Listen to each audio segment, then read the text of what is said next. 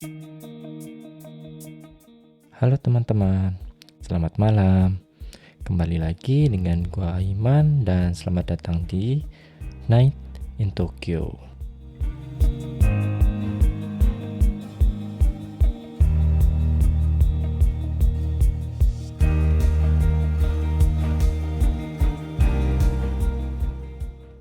Halo teman-teman, kembali lagi dengan gua Aiman di Night in Tokyo. Jadi episode kali ini itu gua kedatangan tamu lagi. Dan sebenarnya orangnya udah gak asing lagi sih, karena di season sebelumnya dia udah pernah datang, terus kita ngobrol-ngobrol tentang beasiswa. Jadi tapi kali ini kita nggak bakal ngomongin beasiswa lagi. Jadi langsung aja di sini ada ya Gines lagi. Yeay. Halo Gines, apa kabar? Halo Aiman, kabar baik, puji Tuhan. Gimana nih? Gimana hidup? Ya, gimana hidup? Hidup masih berlanjut. Corona dan lain-lain. Iya, masih ada. Jadi ceritanya kita sih memang pengen buat rekaman baru lagi, ngobrol-ngobrol lagi. Cuman ya kalian tahu Corona itu nggak cuma di Indonesia doang. Dampaknya di Jepang juga jadi susah dan lain-lain. Nah, kebetulan Gines itu udah memasuki ke tahun ketiga ya kuliahnya. Ya, baru selesai tahun ketiga. Bisa ceritain dulu gak jelasin atau ceritain gitu kayak sekolahnya di mana sekarang, jurusannya apa, terus tahun keberapa dan lain-lain gitu. Oke. Halo semuanya, kali kedua aku datang ke podcastnya Aiman. Nama aku Gines. Jadi waktu tahun lalu ya, Man? Iya, tahun lalu. Datang pertama kali itu aku baru lulus dari college gitu, setara D2 kalau di Indonesia ya, 2 tahun gitu lulus. Lalu lanjut ke universitas, tapi bukan dari tahun pertama lagi, transfer. Jadi aku mulai dari tahun ketiga. Dan Maret ini ya berarti. Iya, Maret ini. Baru selesai tahun ketiga gitu. Jadi April nanti aku masuk tahun keempat di universitas namanya Universitas Teikyo University gitu.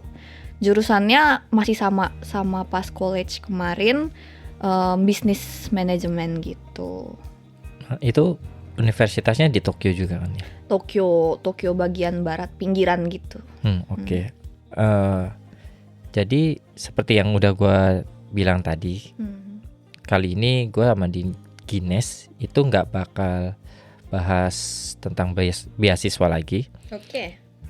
Jadi kalian yang memang punya ketertarikan tentang beasiswa, kalian bisa cari lagi itu di season 1 yang ada Gines. Kita ngobrolin tentang beasiswa karena di situ udah lengkap banget kan ya. Gines udah cerita banyak banget, mulai dari awal gimana nyari beasiswa dan lain-lain sampai datang ke Jepangnya itu seperti apa. Nah, jadi buat yang pengen dengerin obrolan tentang beasiswa bisa lanjut ke sana. Nah, kali ini itu kenapa gua undang Gines lagi? Karena gua pengen ngobrol-ngobrol nih bareng Gines tentang kira-kira seperti apa sih rasanya jadi mahasiswa khususnya di Jepang. Jadi pembicaraan kali ini kita bakal fokus tentang kehidupan seorang mahasiswa Indonesia. Oke. Yang di Jepang. Oke.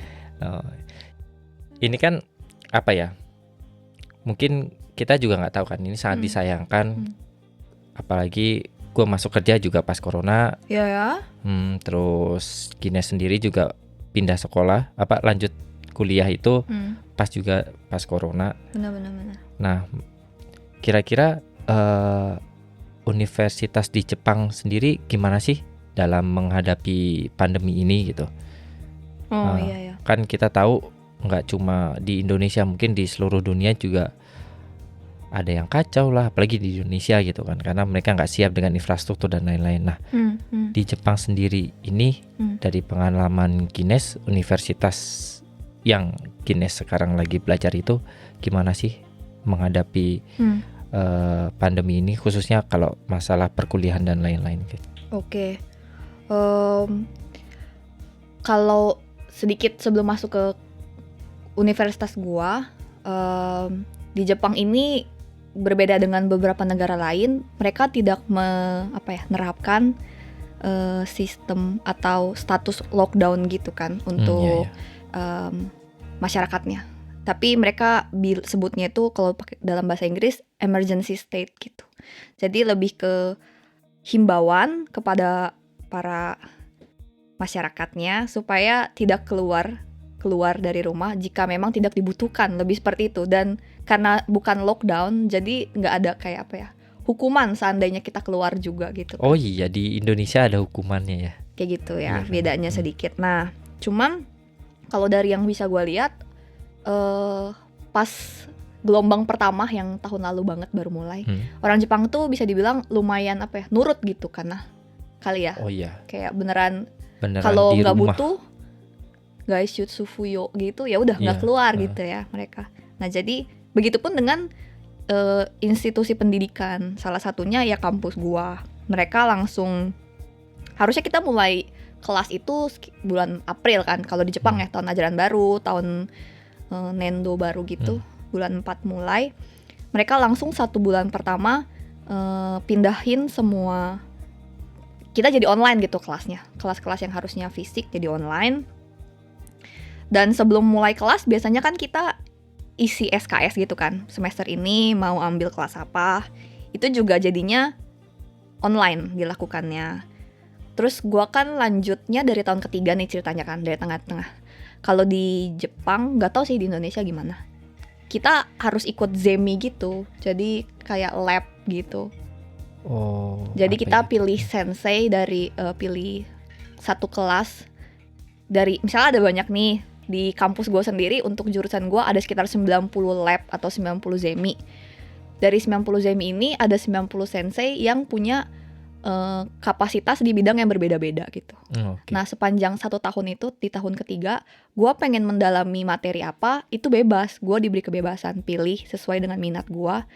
Itu namanya zemi gitu. Nah selama 1 tahun kita riset lah, atau abis itu bikin presentasi tentang materi tersebut lah, sesuai sama bidang sensei tersebut gitu-gitu. Biasanya ada kayak interview dulu sebelum kita bisa masuk ke dalam zemi tersebut. Senseinya interview kita, terus bisa, kalau kita lulus kita bisa masuk zemi dia. Kalau gagal kita coba zemi lain, lab lain gitu-gitu. Itu biasanya fisik juga, tapi jadinya online gua. Oh, ketemu langsung gitu ya? Interview langsung gitu. Bahkan gua nggak ada interview jadinya. Oh, oke. Kayak gitu. Jadi isi SKS-nya online, milih zeminya online, kelas-kelas selama 1 semester awal online. Oke. Ya. Terus yang menarik itu kayak perpustakaan kampus ngasih satu service. Mereka bisa kirimin buku yang kita inginkan ke rumah kita secara gratis gitu. Oh. Supaya kita sebisa mungkin nggak perlu ke kampus. Nggak perlu ke kampus, nggak perlu ada banyak orang yang berkumpul dalam satu ruangan yang sama gitu. Oh, berarti bisa dibilang secara infrastruktur, secara sistem itu memang universitas ya yang tempat Gines belajar itu udah sangat siap dengan semuanya online dan lain-lain gitu kan ya. Walaupun ya harusnya nggak ada yang siap gitu kan, kayak kan tiba-tiba banget corona nih, tiba-tiba banget ada emergency state, sebisa mungkin jangan ada yang keluar-keluar termasuk ke kampus bla bla bla. Dalam waktu yang singkat mereka langsung bisa bikin plan, oke, A lakukan online, oke, B gini-gini, oke, kita fasilitasi kirim buku gitu. Bahkan karena kita kelasnya itu online selama 1 semester pertama, 90% itu kelas jadi online. Mereka kasih fasilitas juga untuk yang nggak punya wifi di rumah, mereka bisa kirimkan pocket wifi gitu. Menarik juga ya. Ya, bayar sih, kita tetap bayar per bulan. Cuman pertama mereka udah fasilitasi, kita tinggal kayak kalau emang bersedia isi form di bawah ini gitu.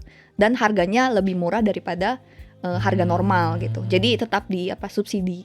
Oh, oke. Dan selain itu juga kan di Jepang tahun lalu sempat heboh kan, kayak ada apa ya, dana bantuan 100.000 yen untuk seluruh penduduk Jepang, baik yang orang Jepang asli maupun yang orang Pokoknya luar yang negeri. punya kartu penduduk lah. Ya gitu dapat kan. Nah di kampus gua sendiri mereka kasih dana bantuan seperti itu sebesar 50.000 untuk seluruh siswa tanpa terkecuali, dan untuk siswa-siswa tertentu yang memang mengalami kesulitan ekonomi karena corona gitu-gitu, mereka dikasih dana bantuan khusus kalau mereka daftar jenis bantuan itu, gitu-gitunya juga dalam waktu yang sesingkat-singkatnya disediakan gitu. Jadi itu cukup luar biasa sih.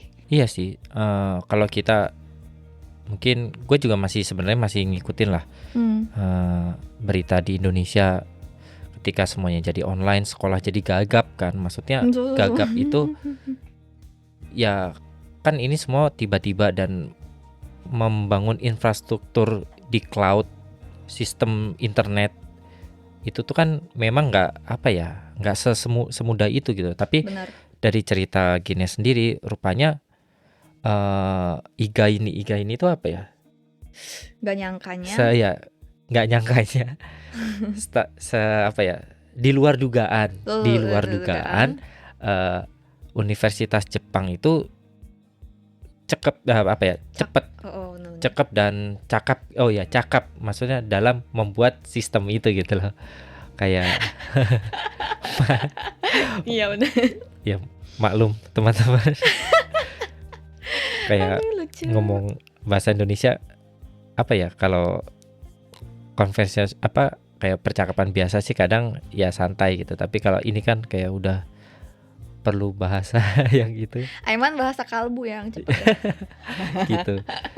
Ya gitu kayak. Iya benar-benar. Itu mereka apresiasi banget sih mereka. Karena mindahin semua data ke internet, terus menciptakan sistem yang semua mahasiswa itu bisa akses, terus semuanya fasilitasi. Misalkan yang tadi kayak kalau kita butuh buku bisa tinggal daftar, terus nanti dikirim dan lain-lain. Nah, perkuliahannya sendiri, misalkan kelasnya itu gimana sih? Apakah ya sama aja kayak video call dengan temen atau kayak gimana? Apakah suka ngadat-ngadat tiba-tiba ada yang mati gitu-gitu, ada nggak sih? Gue sempat ngobrol gitu kan sama beberapa teman dari universitas lain, dan tiap yang gue pelajarin itu tiap universitas punya caranya masing-masing dalam menangani perkuliahan online gitu. Nah, untuk kampus gue sendiri sekitar 90%, 90-95% itu kelas yang online. Mereka ngadainnya itu, mereka guru nih sensei udah pre-record materi gitu. Udah direkam materinya. Abis itu ketika sudah harinya, misalnya tiap hari Selasa gue ngambil kelas ekonomi.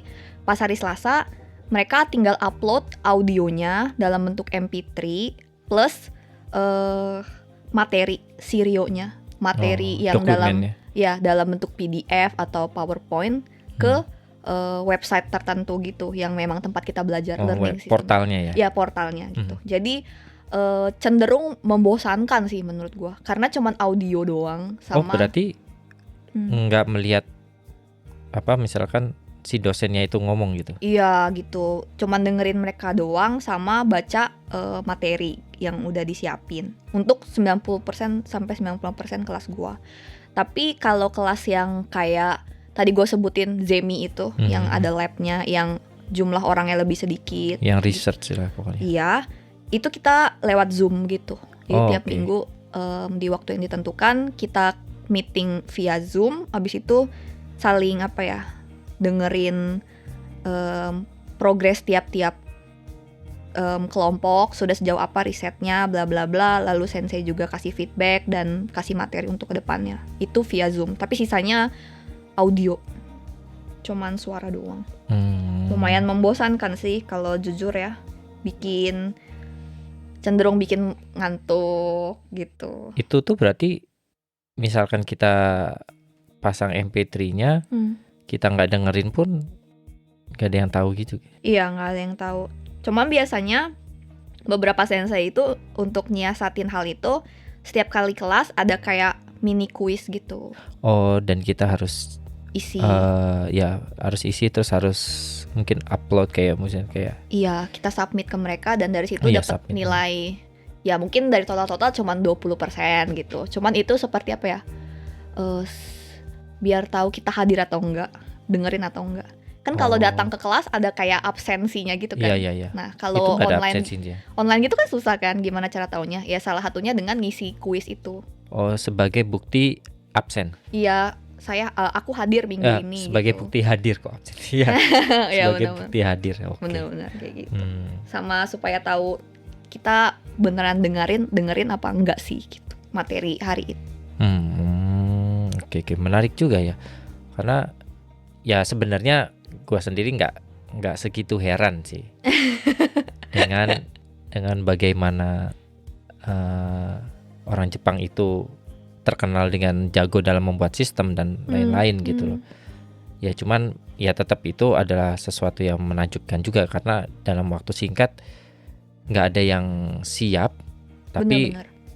untuk ukuran kayak gitu aja itu udah sangat-sangat rapih nggak sih? Rapih banget gitu. Apresiasi. Makanya maksudnya walaupun kayak tadi gue bilang karena cuman audio jadi bosen atau agak ngantuk, kalau coba kita pikirin juga dari sisi student mungkin emang kita ada negatifnya kayak gitu. Tapi kalau coba pikirin dari sisi guru, mereka pun belum pernah menghadapi hal seperti ini. Dan dalam tempo yang sesingkat-singkatnya mereka diharuskan untuk siap memberikan materi yang kualitasnya kalau bisa nggak jauh berbeda dari kalau misalnya mereka ngasih materi secara fisik. Tapi waktu cuma segini gitu. Coba pikirkan gitu kan. Jadi kalau memang sedikit banyak ada kekurangannya, kita wajar. juga harus bisa berjiwa besar dan maklum gitu kan ya. Iya benar sih. Oke. Terus kita pengen, gua sendiri penasaran nih sebenarnya perbedaan antara kuliah di Jepang dan di Indonesia gitu. Kan Gine sendiri, kan kita sering ngobrol gitu. Gine sendiri pernah. Oh gitu, kita sering ngobrol. Iya, sering lah. Pernah dengar kalau Gines itu pernah kuliah di Indonesia juga, meskipun akhirnya berhenti karena pindah ke Jepang kan. Yeah. Nah, kira-kira perbedaan apa sih namanya kuliah di Indo dan kuliah di Jepang itu seperti apa sih? Apa aja sih gitu ya? Ya misalkan plusnya tuh kayak gini atau minusnya tuh kayak gini. Kalau nggak di Indo tuh plusnya kayak gini atau minusnya gini kayak gitu. Sedikit catatan nih sebelum gua jawab. Yang pertama, seperti yang tadi Aiman udah bilang, gue cuma pernah kuliah di Indonesia tuh sekitar kurang lebih 6 bulan gitu, 1 semester awal doang. Dan yang kedua, dulu kan kuliahnya di PTN nih, perguruan tinggi negeri kan, universitas negeri. Nah, sekarang kan kampus gue swasta. Ya, jadi mempertimbangkan 2 poin ini, karena yang pertama cuman waktunya 6 bulan, nggak panjang, mungkin pemahaman gue belum sedalam itu sama cara kerja sistem berkuliah di Indonesia tuh gimana. Dan yang kedua, karena dulu itu negeri dan yang sekarang swasta, mungkin dari segi kelengkapan fasilitas atau gimana ya, kebersihannya satu fasilitas gitu mungkin sedikit banyak berbeda. Yang negeri swasta kan ada bedanya gitu kan. Gitu. Itu di awal dulu gue bilang. Jadi mungkin gimana ya? Disclaimer. So disclaimer. Jadi mungkin ini nggak apa ya, apple to apple, 100% gitu kan. Nah, tapi kalau coba ditanya plus minusnya, kalau plusnya nih, yang nomor 1 tadi sempat dibahas dikit, sistemnya itu rapih. Dalam artian informasi yang perlu diberikan kepada kita tentang cara pengisian SKS, kalau misalnya mau nyari bantuan UKT ya kalau Indonesia, uang sekolah gitu, atau misalnya informasi tentang kredit kita atau informasi tentang apapun pencarian kerja bla bla bla, itu tuh rapi. 1. Yang kedua masif. Mereka nggak segan-segan ngasih informasi sebanyak-banyak yang mereka tahu. Rapi, masif, mudah diakses. Oh iya. Sekalipun sekarang online pun kita bisa tinggal buka portal, cari bagian yang kita mau. Misalnya, aduh mau cari bantuan nih dana untuk beasiswa gitu-gitu. Klik aja bagian beasiswa. Mereka biasanya akan kasih yang sebisanya yang mereka punya, mereka tak tulis gitu loh, secara rapih, masif, mudah diakses dan jelas gitu. Misalnya kita mau daftar beasiswanya nih, cara daftarnya gimana gitu? Apakah perlu apply lewat website atau harus datang ke satu information center gitu, tertulis dengan rapih. Jadi yang nomor satu tuh sistemnya bagus banget. Iya, Jepang banget sih itu. Nih, info-info tentang volunteer juga ada kalau mau oke. nyari, atau apa ya, informasi Ryugaku, kuliah ke luar negeri juga kalau emang mau banyak, informasi tentang part-time job juga banyak gitu-gitu. Itu satu. Yang kedua, fasilitas di dalam kampus itu cenderung lebih terurus. Toiletnya, kebersihan toilet, kebersihan kelas, kebersihan apa ya, misalnya meja-meja seberapa, Fasilitas umumnya kan ya. ya itu cenderung lebih diurus, lebih rapi. Mungkin lebih tepatnya orang Jepangnya sendiri juga menjaga itu juga nggak sih? Kita sendiri sebagai student Iya, nggak ini ya, iya benar-benar ada isi. nggak vandal juga gitu. Iya benar-benar, itu 2 plus yang langsung apa ya, kalau dicoba dipikir-pikir itu yang pertama nongol. Yang apa ya, kayak perbedaan paling mencolok gitu kan ya. Benar, itu sih kalau plusnya ya. Intinya memudahkan kita banget ketika baru pertama datang ke kampus, terus banyak nggak tahu kan apa ya, harusnya datang pertama kali ke kampus itu baru lulus Bingung. SMA nggak sih? Ya. Kalau gua kan kasusnya khusus ya, udah sempat ke college. Tapi kan tetap aja waktu datang ke kampus itu kan nggak tahu apa-apa, bukan nggak sih? Iya, hampir nggak tahu apa-apa kecuali yang bisa kita cari-cari dari website univnya gitu ya. Sebagai anak SMA nih, ngebayangin ya, yang masih polos, dulu SMA masih sedikit banyak diatur apa ya, banyak dibantu sama wali kelas. Wali kelas, Iya. guru BP. Ayo siapa yang suka ke BP? Banyak apa ya, cenderung orang-orangnya juga nggak banyak, belum sebesar lingkungannya di kampus. Jadi kalau mau nanya apa-apa tuh kita bisa gimana ya, tahu mau nanya ke siapa tuh gampang. Begitu masuk ke universitas, ada apa ya, untuk ngurus SKS beda gitu. Ada satu punya departemennya sendiri. Ada departemen khusus yang ngurusin untuk studi ke luar negeri. Ada departemen khusus yang ngurus beasiswa. Departemen khusus yang ngurus masalah finansial gitu. Banyak banget departemen sampai kita bingung. Oke, berikan saya waktu gitu. Oh, mungkin gini. Lebih tepatnya kayak gini. Jadi kalau nih misalkan mungkin kalau ini kasusnya bukan akademis ya. Jadi bayangkan kalian nih, kalau di Indo gitu, kalian datang ke imigrasi atau datang ke kelurahan gitu loh, mau ngurus dokumen dan lain-lain. Kan kadang-kadang setiap orang yang sekiranya wah ini kan petugas sana gitu, ditanyain at least dia tahu gitu kan. Terus kalian nggak menemukan jawabannya, malah dilempar sana ke sini gitu. Ya nggak sih, ingat nggak sih? Iya. Nah, nunggunya. Kalau gitu. di Jepang itu, gue nggak tahu sih kenapa bisa begitu. Siapapun yang memang petugasnya, maksudnya petugas mau satpamnya, mau apalagi information centernya gitu loh, meskipun di sekolah juga, gue rasain juga di sekolah juga, terus di kelurahan juga, misalkan di imigrasi juga. Ketika kita tanya dia, meskipun dia nggak tahu detail, dia punya informasinya, ngerti nggak sih? Oke. Dan dia sangat tahu kita perlu untuk diarahin. Ya, untuk urusan kayak gini tuh kalian kesini gitu. Untuk urusan kayak gitu tuh kalian kesini. Jadi cerita diombang-ambing di dalam satu institusi itu mostly hampir kita ya, gue pribadi mostly nggak mengalami itu gitu loh kalau di Jepang. Hmm. Memang apa ya, ribet. Maksudnya kayak rulesnya terus persyaratannya emang ribet dan detail. Cuman dia ngasih tahu gitu loh.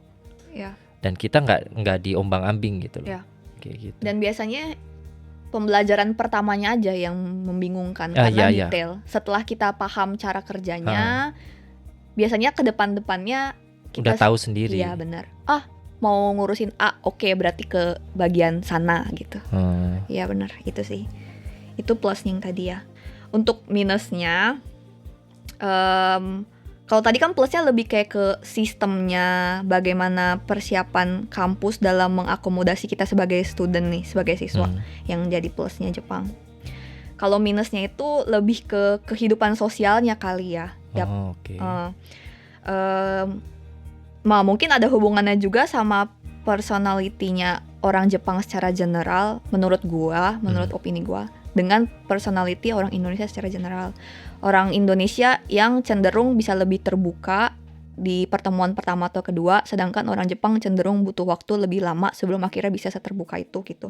Sehingga dibandingin sama Universitas Indonesia, Universitas di Jepang itu kesannya nggak, dalam tanda kutip, hidup gitu, ngerti nggak? Pertemanan kita tuh bukan yang kayak bisa diajak bercanda garing gitu, atau abis itu mau diajak main kemana abis kelas kuy, diajak main ke situ kemana pas weekend kuy, bukan yang seperti itu juga. Jadi kayak kalau emang aku sama kamu itu cuman teman kampus, ya udah kita teman kampus aja, bukan berarti otomatis kita jadi teman main di luar kampus gitu sih yang agak minusnya. Nah tapi bisa juga karena apa ya, gue sendiri kan masuknya udah corona nih kan man, jadi kesempatan untuk beneran apa ya, ada interaksinya itu nggak banyak. Jadi ini cuman dari interaksi gue minim, dari seminim-minimnya yang ada ya kebanyakan seperti itu. Mungkin kalau interaksi gue lebih banyak, nggak apa ya, bisa jadi ada orang Jepang yang bisa diajak bercanda garing atau bisa diajak main pas weekend gitu-gitu. Nah, karena waktu perkuliahan online sendiri itu pun kayak misalkan kita nggak tahu atau butuh informasi tentang pelajaran dan lain-lain, pengen tanya temen gitu gimana jadinya misalkan? Kalau nggak tahu ya, gua selalu nanya sensei, email ke dia. Jadinya kayak gitu ya. Kalau kita kan kalau masih kuliah yang biasa gitu kan, kayak gua nggak tahu nih, tanya sebelah gitu masih bisa. Berarti iya benar-benar. Kayak gitu momen kayak gitunya pun udah nggak ada juga ya. Karena plus sekarang kan lagi corona, jadi kuliah online kan. Mau nanya ke teman sebelah, nggak ada teman di sebelah gitu. Mau chat ke teman juga belum kenal siapapun. nggak tahu siapa aja yang ambil kelas ini semester ini gitu. Berarti misalkan ada satu mata kuliah itu, kamu sendiri nggak tahu tuh siapa aja yang ikut? Iya. Kecuali Zemi. Karena Zemi itu interaktif ya. Karena kita tahu waktu Zoom itu siapa orang-orangnya. Itu gitu. Zemi juga kelasnya kecil dan kita diharuskan untuk buat kelompok-kelompok. Jadi kenal ada A, ada B, ada C gitu. At least di situ baru. Sisanya kelas lain kita nggak tahu siapa aja yang ikut, berapa ratus orang yang ambil kelas ini, apakah ini kelas besar atau kelas kecil gitu juga nggak tahu. Cuman ada MP3 sama quiz. Ya sama apa tadi materi yang dalam print outnya tapi dalam PDF kayak gitu ya. Itu kayak ini ya, kayak apa? Kayak juku yang private ya, kayak les private ya, one on one sensei sama kita. Ya gitu. Ngomong-ngomongin kuliah, jadi Gines sendiri dalam setahun ini udah berapa kali ke kampus? Kalau dalam setahun ke kampus lumayan sering sih dibanding. Maksudnya waktu awal-awal masih emergency state yang Daiichi itu. Daiichi ya, yang pertama. Itu hampir nggak keluar sama sekali, nggak ke kampus. Tapi setelah itu selesai, udah diangkat emergency state-nya. Cuman memang masih corona, jadi harap berhati-hati. Kadang-kadang gua ke perpustakaan kampus. Belajar. atau minjem buku gitu. Atau setelah itu Zemi jadi fisikman. Oh, jadi ketemu di kelas langsung. Iya, semester awal setelah selesai emergency state. Karena kita orangnya sedikit. Nah, kampus kasih ini sih, kasih batasan kayak untuk kelas kecil maksimal berapa orang boleh dipindahkan jadi fisik, timing juga. Untuk kelas besar di atas berapa puluh orang tetap online sampai akhir semester gitu. Oh, oke. Jadi masih lumayan sering ke kampus, seminggu 2 kali masih ada karena. Oh, oke. Cuman apa ya, durasinya singkat-singkat gitu. Karena cuma satu mata kuliah itu doang. Iya, 90 menit atau ke perpus doang berapa lama sih, setengah jam gitu, terus pulang. Gitu sih. Yang minusnya tadi ya? Iya, itu tadi. Kesan hidupnya itu nggak dapet, nggak hidup kayak kampus, hahaha hihinya itu kurang. Oh ya, di Jepang. Mungkin karena memang orang Jepang itu ada bubble-nya gitu kan ya. Iya nggak sih? Nah, ada grup. Itu terkenal banget kan. Kalau orang Jepang tuh ada bubble-nya. Jadi kayak yang nggak tahu ya. Orang Jepang sendiri nggak mau menginvasi privasi orang lain. Begitu juga sebaliknya gitu loh. Iya ya. Kayak kita misalkan nih lagi ngapain gitu. Orang Jepang tuh gak bakal mengganggu kita gitu loh. Begitu juga sebaliknya, dia juga pasti gak mau diganggu. Benar. Iya, itu ya setuju sih. Oke, terus yang di Indo sendiri gimana kuliahnya, plus minusnya? Kalau dibandingin Jepang atau dibalikin dibalik aja gitu. Kesan hidup apa ya? Kalau kayak tadi ke Jepang untuk gua yang lebih nempel di otak itu, sistem pendidikannya baik gitu. Nah, tapi kalau Indonesia, kita hahaha asik banget. Sosialnya bagus ya. Ya, teman-temannya banyak. Abis selesai kelas ada apa sih namanya, UKM apa gitu. Oh iya.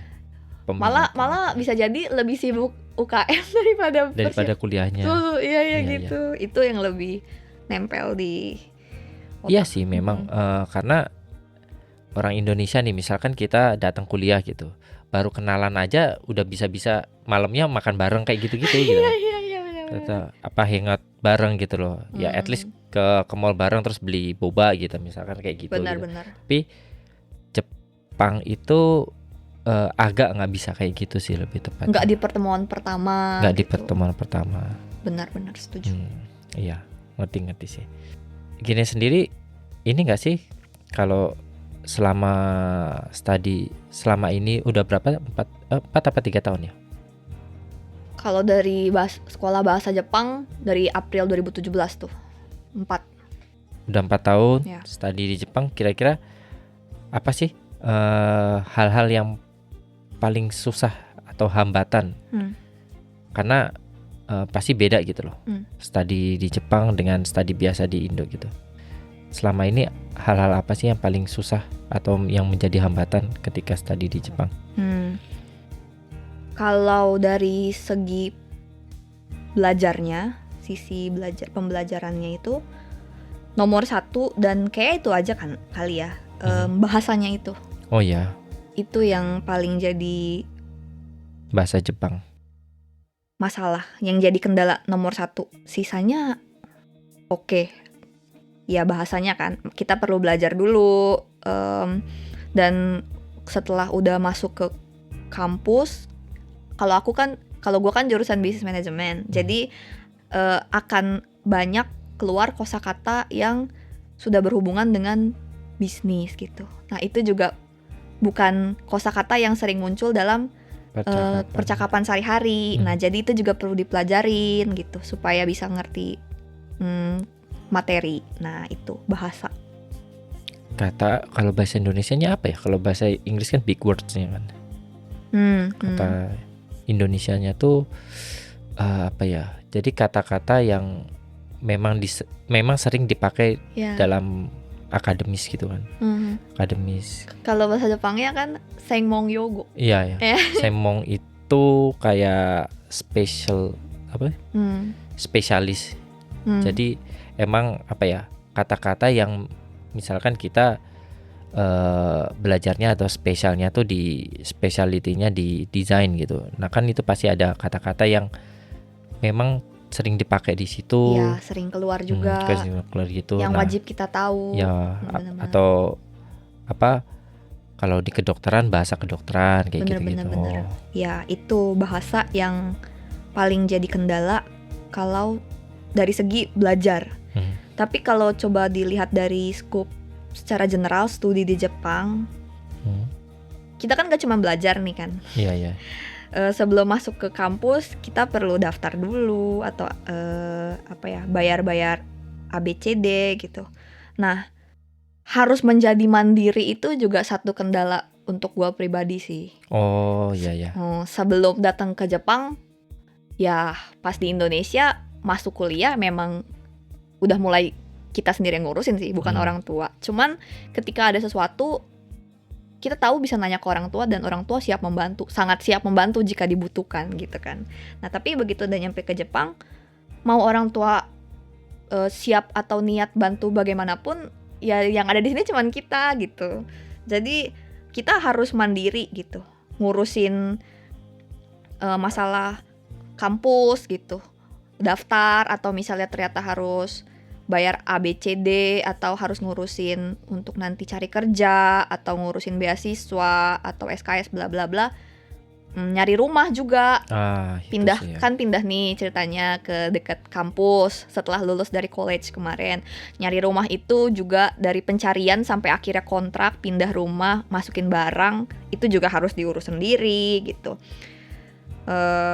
Cari makannya, ngurusin ke kelurahan baru pindah rumah, semuanya sendiri, alias kalau disimpulkan harus mandiri gitu. Mungkin untuk beberapa orang nggak masalah, tapi untuk gua itu satu kendala juga gitu. Ya itu apa ya? Kalau bahasa Jepangnya shoganai sih ya. Iya. Ya, nggak bisa diapa-apain gitu. Emang begitu, karena kita tahu misalkan ya kalau kita masih at least masih di dalam di negara Indo, itu meskipun kita nggak satu kota dengan orang tua, kayak kita masih bisa lah, maksudnya minta tolong orang tua dan lain-lain gitu, masih ada dekingannya gitu loh. Iya. Tapi kalau di Jepang ya mau nggak mau kita sendiri sih memang ngurusin sendiri, apalagi kayak cari apartemen tuh juga buat foreign student itu nggak gampang sebenarnya. Benar. Lumayan pusing ya. Jadi buat kalian yang nggak tahu, kalau di Jepang itu kalau nyari rumah itu buat foreign student, misalkan nih ada 10 list apartemen, itu kemungkinan cuma 1 sampai 3 yang orang luar boleh tinggal. Yang terima kita ya. Nah dari 3 itu dikecilin lagi yang kerja dan student gitu loh. Jadi sebenarnya buat foreign student sendiri itu emang susah nyari rumah di Jepang sih menurut gua, kayak gitu. Tapi ya banyak sih ya kita belajar dari ketika kita, mungkin nggak cuma di Jepang doang sih, mungkin teman-teman yang memang lagi kuliah di luar negeri juga meskipun nggak di Jepang, itu gue yakin memiliki pengalaman yang sama gitu loh, karena kita tetap harus beradaptasi dengan lingkungan yang kita nggak tahu apa-apa gitu kan. Ya syukurnya di Jepang itu memang ribet teman-teman tinggal di Jepang, tapi di Jepang itu seribet-ribetnya di Jepang itu hukumnya masih tertulis. Jadi sesuatu yang abu-abu tuh ya ada sih, tapi kalau masalah administrasi gitu, kayak ke kelurahan, daftar ke kelurahan dan lain-lain, itu tuh semuanya ada listnya, ada stepnya, kita bakal dikasih tahu, dan kita kalau paham ya lancar-lancar aja gitu. Ya memang kita harus ngurusin sendiri karena nggak ada orang lain gitu. Berapa lama waktu yang dibutuhkan juga jelas, nggak di PHP-in kayak di bener, Indo ya. Antrian aja terukur gitu loh, berapa lama gitu. Benar. Terus ada lagi nggak atau? Oke sih, itu dulu kan lah, itu dulu kali ya kendalanya.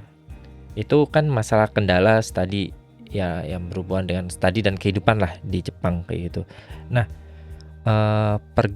pergaulan sendiri, meskipun tadi udah disebutin kan yang di sebelumnya bahwa kayak orang Jepang sendiri agak susah buat deket dan lain-lain gitu.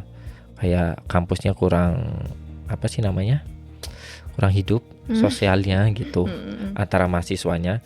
Nah, Gines sendiri itu seperti apa sih sebenarnya kesan-kesannya ketika punya teman orang Jepang, bergaul dengan orang Jepang itu sendiri. Ya enggak yang di kampus ini doang kan, waktu itu kan sebelumnya juga sempat di Semongaku kayak 2 tahun juga kan bergaul dengan orang Jepang.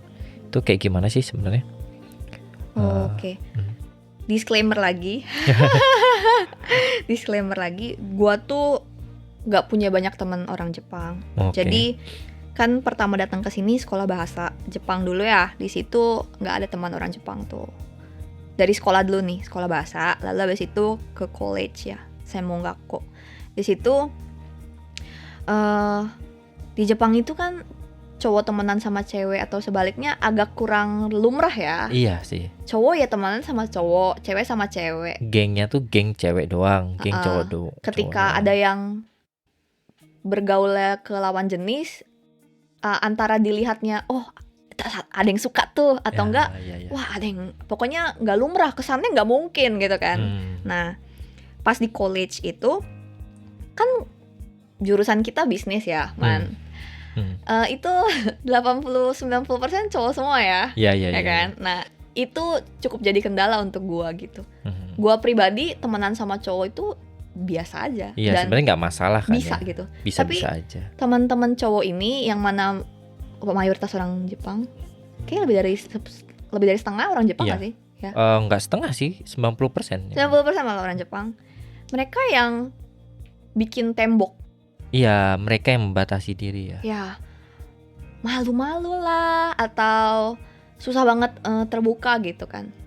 Ya memang banget sih itu. Jadi dari sisi guanya ya mau gimana ya, gua berusaha tapi dari situnya nggak membuka diri, masa kita maksa ya gitu kan. Iya, ntar malah menginvasi. Iya, nanti itu ya kita undang-undang. Nah terus kan tadi kata gua 90% tuh cowok, berarti saya 10% cewek kan. Nah dari 10% cewek yang ada ini gak ada, awalnya ada orang Jepang, tapi setelah itu jadi gak ada sama sekali orang Jepang gak sih di jurusan kita. Oh, yang cewek ya? Iya, jadi akhirnya oh iya benar juga ya, gua gak ada. Si orang Okinawa doang ya itu ya, sama beberapa temannya. Cuman itu beda ini Oh iya yang manajemen ya. Iya mereka. Oh iya benar juga ya. Iya kan, fakultas kita sama kan. Ceweknya Taiwan, Myanmar, Korea, ada Myanmar juga.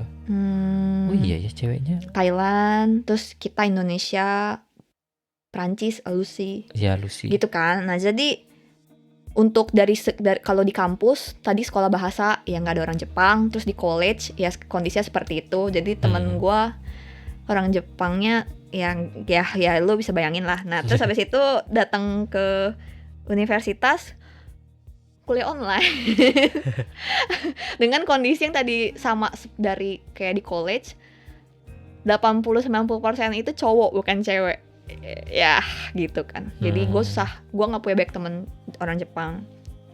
Terus Baito pun hampir nggak ada teman Jepang gitu. Hopeless banget ya kayak gitu. Tapi ada lah 1-2 orang gitu yang nggak masalah kayak pertemanan cewek cowok gitu, atau 1 orang teman Jepang cewek gitu ada. Dari mereka ini, dari sedikitnya orang yang berteman sama gue, yang mau menerima gue padanya, yang gue belajar itu kalau mau bergaul sama mereka, kecuali orang Jepang ini sudah pernah kuliah ke luar negeri atau punya pengalaman ke luar negeri. Jepang coret. Kalau orang Jepangnya itu totok dari lahir sampai sekarang cuman di Jepang, kita harus bisa beradaptasi, pinter-pinter beradaptasi dengan gaya pertemanannya mereka. Kalau mau temenannya itu lama dan yang deket, bukan cuman sekedar hahaha. Loyal. Gue nangkepnya gitu. Oh nah, iya. Maksudnya perlu adaptasi itu gimana? Misalnya pertama cara temenannya orang Indonesia sama cara temenan orang Jepang tuh beda kan. Kita pertemuan pertama bisa langsung iya gitu. Tapi orang Jepang masih iya, Ya, nama saya ini. eh, Oh, iya. Oh, boleh kalau pakai tameguchi. Kalau misalnya nggak ngomong sopan boleh, oke deh kalau gitu. Ya masih gitu kan. Nah, kita harus ikutin cara bertemannya. Terus kita harus pahamin bahwa cara berteman ke cowok sama cara berteman ke cewek itu Jepang beda. Nggak kayak Indonesia. Kalau menurut gua, yang kayak tadi itu pertemanan cowok cewek itu nggak ada. Atau cewek itu bikinnya geng, cowok bikin geng gitu. Kita harus paham cara mereka berteman dan beradaptasi ke cara mereka berteman. Kalau mau temanannya lama atau yang saling terbuka gitu. Nah, terus yang ketiga juga harus ikutin pace-nya mereka. Ya kondisinya begini, mereka butuh waktu sampai akhirnya bisa terbuka, sampai akhirnya mau bergaul sama kita yang bukan orang Jepang gitu-gitu. Nah, kalau bisa beradaptasi, yang gue lihat ya kita bisa lama temenan sama mereka gitu. Tapi mungkin minusnya itu adalah sebagai orang Indonesia tulen, mungkin akan ada ketidaknyamanan atau ketidakcocokan sedikit banyak ya dari cara mereka berteman dengan cara kita berteman selama ini di Indonesia gitu sih. Ya, jadi sekian dulu teman-teman bincang-bincangnya sama Gines buat bagian ini. Jadi sebenarnya karena kita ngobrolnya itu panjang banget, nggak enak juga kalian dengerinnya panjang-panjang kan, hampir 1,5 jam. Jadi buat episode bincang-bincang dengan Gines tentang kehidupan mahasiswa di Jepang itu bakal gue bagi menjadi 2 bagian. Jadi ini bagian pertamanya. Terus terusannya bakal gue upload di episode selanjutnya teman-teman. Jadi silakan didengerin juga episode selanjutnya. Oke. Seperti biasa, bagi teman-teman yang belum follow Instagram Night in Tokyo, bisa follow Instagram Night in Tokyo di night.in-tokyo. Kalian bisa cari di Instagram karena di sana kalian akan menemukan beberapa informasi yang berkaitan tentang podcast ini gitu. Terus bisa juga kunjungi langsung website Night in Tokyo di www.nightintokyo.com. Di situ kalian bisa dengerin podcast Night in Tokyo mulai dari episode 1 sampai episode yang paling baru, season 1 ataupun season 2, dan itu gratis teman-teman. Atau kalian juga bisa baca-baca blog yang gua tulis di website www.nightintokyo.com. Jadi sekian dulu buat episode kali ini. Selamat beristirahat, selamat malam, dan selamat menjalani aktivitasnya kembali di hari Senin besok. Jadi sampai jumpa lagi di episode selanjutnya. Bye-bye.